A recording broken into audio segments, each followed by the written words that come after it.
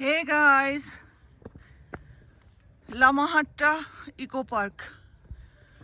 এমন কোনো বাঙালি নেই হয়তো যে জীবনে একবার অন্তত এখানে এসে ঢু মেরে যায়নি। আমিও এসেছি, তবে তখন সেটা ইকো পার্ক ছিল না, পার্কও ছিল না। সে অনেক বছর আগে আমরা দলবল নিয়ে এসেছিলাম।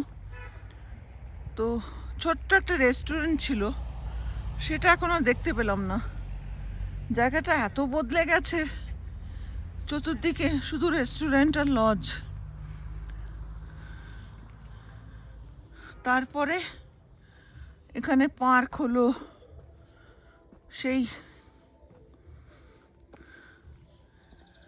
পার্কের ভেতরে একদম ভেতরে চলে এসেছি। কাঞ্চনজঙ্ঘা, কাঞ্চনজঙ্ঘা, এই শান্ত সমাহিত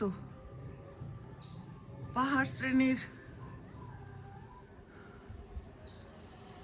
ঠিক উল্টো দিকটায় যেখানটায় দাঁড়িয়ে রয়েছি, তার চারপাশে পার্ককে কেন্দ্র করে প্রচুর দোকানপাট, ঘর বাড়ি, বসতি স্থাপন হয়েছে। হাই ভলিউমে মিউজিক চলছে। দূরে কংক্রিটের জঙ্গল দেখা যাচ্ছে পাহাড়ের মাথা জুড়ে। শহর, নগর।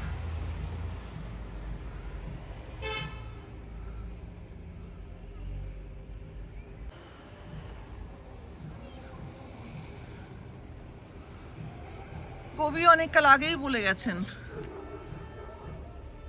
দাও ফিরে সে অরণ্য, লও এ নগর।